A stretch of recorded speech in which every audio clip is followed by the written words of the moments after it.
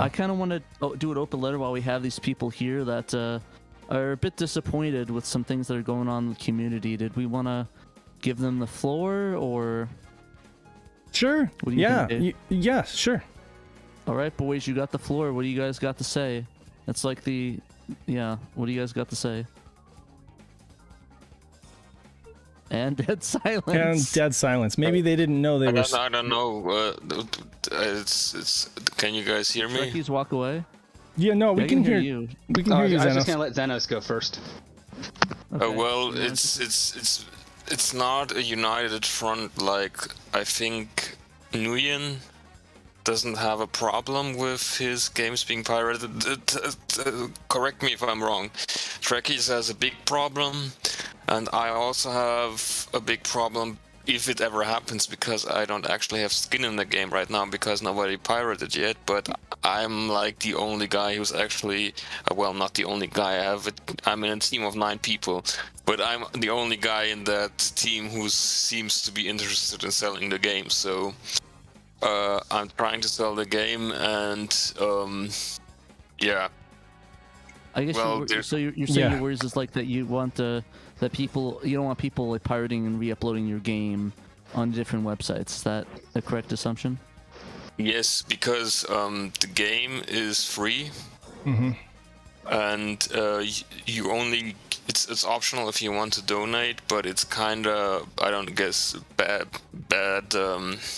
style if you just pirate off it or make a copy and then resell it as a CD, because I don't know. Of course, you can always lament it, and it's like it's just an honor code. Well, and I'll just go into like the one that I have. Like when it comes to the translation patches, like I'm not going to try and fight that. It's like that's going to keep happening. There's no getting around it. The one that I'm more concerned about are when it comes to some of our homebrew ports, like my port of Final Fantasy, VBT's port of Wolfenstein 3D. There's another one I think for like Flashback and Out of This World, a couple other ones like that. And the big thing that's going on with that's starting to really irritate people is we're seeing them pop up being distributed or sold on discs with, like for Wolfenstein 3D, with the full retail WAD included in it. For the Final Fantasy one, I'm seeing that pop up with the NES ROM included. And basically, there's a reason that we don't include those when we distribute them, and it's like with Wolfenstein 3D, that is a blatant violation of id Software license for the open source. You cannot distribute it with that commercial WAD. Like, all you can distribute it with is the shareware one at most. So when people are distributing it, that now shines light on basically the people who have made that port and could possibly get them in trouble and get a cease and desist thrown at them. For Final Fantasy, the way I'm making it, I'm intending it to be basically, when it's all said and done, to just be basically like an interpreter. Whereas here's a program that if you give it the Final Fantasy ROM, it will be able to read the data and the scripting and all that and recreate the logic and just go with it and let you play it. But the catch is you need to provide your own ROM. And that's kind of just how basically I'm doing it more as like, it's kind of like an educational fun experiment for me to see how far I can get with that. But that's why I don't include the ROM, because that would be blatant piracy, and I do not need Square Enix or whoever coming down on me with like a massive cease and desist, because that would basically just kill the project. Yeah, you don't want Square Daddy coming after you. That's not a fun prospect to think about. I have something to add. Yeah. Well, I have something to add to this. Aside from the potential legal issues, which I think is probably the most important, relevant issue. We don't want any of you guys getting in trouble for this. You're not even getting paid. You're just doing this as a passion project. But I mean, as well, it's like, as a community, we want to support you guys. So even recently with a recent article that I did on the 27th anniversary, Garrett, the guy from Sega Extreme, he pointed out you don't want a hot link, which I guess means where you just put a link, even though the image is hosted on Sega Extreme, for example. If I have a direct link to download it in my article, then their site is not really getting traffic from that. In a way, it's not being supported then, and traffic to their site helps because of, revenue and stuff. So it's like, if you want to So even from a position of supporting the developers, you know, it's better to link to your guys' page so that people can see you guys talk about your game. They can download it from you. You guys get the traffic, and then Night of Dragon has made it so easy now to patch Saturn games. There's really no excuse, you know. So it's you know, I think it's very important that the community understands that sites that just freeboot games, I guess that's what we're calling it, right? Freebooting, which is just basically applying the patch to a copyrighted image and putting it up, distributing it. Yeah, that completely circumvents the people who did all the work, basically. And so it is essentially you're actively not supporting those folks, you know. And then also, and I think I think the other big issue that we have to think about is the fact that Trekkie's brought this up off air, but the fact that there's so many images with different versions of it. So, like, you could download it and you'll get like the previous one that like I guess for example, Soccer Wars, where they have the graphical glitches, or you might download Knights. There was one I saw for Grandia where it was like the one that was hosted was like version 0.6 or 0.7. It's like that one has horrific bugs where it will just crash and die. You can't beat the game. So like you're basically like shooting yourself in the foot by downloading that version because you're not going to be able to beat the game. Half the stuff isn't implemented and things don't work. Mm-hmm. Yeah, exactly. And then like imagine if somebody made a say somebody's, oh, I'm gonna make a repro of this. Oh, let me go grab this disk image from, I don't know, some website that hosts it, and you grab it and it's the crashing version, and then some poor sucker buys it and he's out $30 to $50 or something because the version they patched was a broken one. And it's like a lot of people, they really, I don't want to justify it and say that's a good thing, but a lot of people play it through these patches. So even if we don't like the people that make it, I mean, the fact that people are making and doing that is pretty bad, and it's definitely not good look for the community as well, because it's like, oh, I had this patch, I bought this repo for $50, and I wasted so much money, and now it's crashing on me, and I can't get past this certain point, and, you know, why is it broken? And it's like, did you check the patch image? And it's like, patches ago, and it's a dangerous prospect. The other problem it causes, sometimes we'll get people reporting bugs to us, and we're like, well, that's a really old version, don't play it. It's like...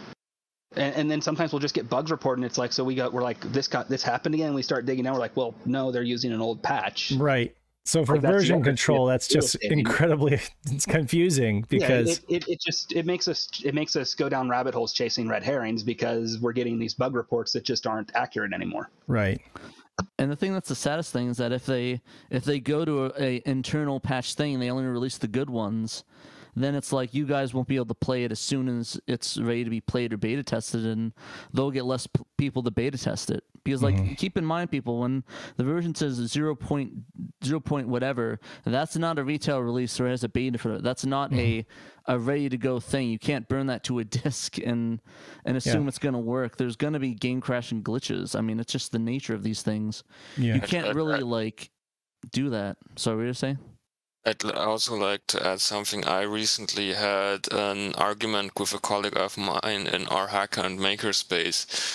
It regarded like the arguments that these people were bringing, like what you're doing is illegal and what we doing is illegal. And then I had this argument with him, and he said it's potentially not illegal because this is a crime. Like translating something which you need to like sue somebody for. Right. It's not like a crime that gets pursued either way. Like, so if we have the tacit approval, like from Sega, who are doing nothing about these fan translations, can you still call these patches a crime? Is what I'm asking. Right. You're talking about the old no honor among thieves argument. You get these people saying, oh, well, we're all thieves, right? So you don't really expect us to show any kind of honor or loyalty. Like, but that's not exactly correct. See, if you, it's one thing if you want to go download an image somewhere, right? And I think a lot of us are doing that, right? But I mean, you gotta be able to apply your own patch, right? Because what you guys are doing, creating modifications, you're just creating the patch, right? That's not That's not technically We're illegal. basically giving you a thing that says this is it's like I did some things to my copy. Right. Here's the difference of it if you want to try it on yours. Exactly. And technically, with if Grandia, you the base files that I used for Grandia, I ripped them from my original Saturn disc and my original PlayStation disc. Right. And anybody else who owns a copy of that disc can apply that patch and they'll be completely in the clear. You know, it's they're modifying their own version of the game, you know, as long as they're not redistributing it. And then for those folks who... I think it's Sega themselves has their own official Discord. I think it's called Sega Forever. Right. And even them, they have a rule that basically says we're fine with translation patches being discussed and talked about and just the patching. Just do not distribute or share the actual full image. Right. Yeah. That's that's what I mean. That's also what Emerald Nova said. If the creator says, please don't do that, then you don't do that. And we have the tacit approval from Sega. They do not have the tacit approval of the patch devs. That's the difference. Mm-hmm. Exactly. And I think I looked at the comment Phaseus put in the comics. I think it really solidifies this idea completely. Where do you guys post your homebrews and fan translations? I got mine off CD Romance. And it's sort of stuff like that I'm not trying to blame him. It's just the ignorance of that, where it's you don't know where this is coming from, because a lot of people are just posting on these websites and it's sharing out. They don't know that all this stuff is on Sega Extreme, everything that they get for the patches, and that's really not a lot of their fault. It's not like the little guys that want to download. They just want to play the games. Mm-hmm. It's the people that share these out and they share out these full images where it's why would you do that? It's taking away from these other places where you can patch them. So I guess I'll say this here for everyone watching. If you want to download any Sega Saturn patch, it's all going to be on Sega Extreme. Every single patch is on that website. Some also show up some are on romhacking.net as well, some of the older ones. Exactly. Well, and also... PalmNet also has his own website. I think it's Team Medusa, where they have a bunch of theirs hosted as well. And Xenos is on itch.io, or what is it? Yeah. Itch.io. Yeah. So, I mean, the point here is please don't engage in activity that's going to expose the developers and the patchers to legal trouble. And please do engage in activity or behavior that helps support these developers by either buying their game, or contributing to their Patreon, visiting their website and giving them traffic in case they have, all of that helps, and going and getting the image from the real source and patching it yourself rather than being lazy about it, so that you're getting it from them directly from the source. And if you have any issues with it, you can actually reach out to them, and they're very open to that, as long as you're actually getting it from them, because then that's the point at the end of the day. Basically, I mean, this wasn't really an issue as much 5 years ago. Everybody was down, because there wasn't as much of a Saturn development scene, as there is now. Now it's really, really exploded, and there's so many people involved, and I think it's really important that we become sensitive to this stuff, because we have to. And don't worry about, and people that download from lower places, don't worry about it before. I mean, I think a lot of people, there's people in the chat saying, "Oh yeah, sorry for doing that." Don't worry about it. It's not a big deal. We're not slapping your hand. You didn't know. Yeah. I mean, I download. Okay, I don't own every Saturn game. Okay, and when I want to apply a patch, I'll download something from archive.org. Right. I'm not worried about anybody coming after me for that. But anyway, I'll admit I download some images off Archive and I'll slap the patch on myself. And Night of Dragon has made it so easy now with that universal patcher. It's just so easy. There's really no excuse. I'm not going to get an image from CD Romance, because half the time I've had images fail from them. I'd rather just patch it myself so I know what it took to do it. And then I can explain it to somebody else, rather than just being like, oh yeah, I just yoinked it from a shared drive, Yeah, and then we add guides on each of the articles we do for fan translations for the most part on the Saturn. So that'll have full translation guides on how to patch it yourself. So if you look at pretty much any article we have on fan translations being dumped, they should have being uploaded, they should have a full walkthrough. I know Bulk Slash has one. On how to use this Night of Dragons patcher, and it's very simple. It's all plug and play. You can even rip the actual disc and patch that directly. Yeah, so if you actually own, if you went out and if you bought Wackenroder for like $10 or something, you know, you can just pop it into your CD drive and use Knight's Patcher, and it'll rip it. Yeah, that's what I was gonna say. Like Knight's Patcher is so simple that you can just put your legit disc in there, click patch, and you get an image that's patched. You don't even have to rip. You don't even have to like try and mess with trying to get a like good like kind of rip or whatever. Which is wonderful. Like, that is just interesting. Is like as Knight has been developing that patcher, he has found like quite a few interesting like hiccups with some official games, like with I think it was Panzer Dragoon Saga. He found that there was actually an error in the US mastering that just froze things for a loop that made it a real pain to try and get things working right. And he has that all solved, and I think he found that actually like what is it, Redump's image is wrong because he found that issue in it. It's not wrong, it's just the way that things get dumped out, the tracks misalign. If you put it all together, the data's accurate. It's just if you were to say fake hack it and put in a new audio track, everything would get wrong, misaligned. Right. I guess wrong was the wrong word to use there, but I just remembered this was like I think a year ago you were digging into that one.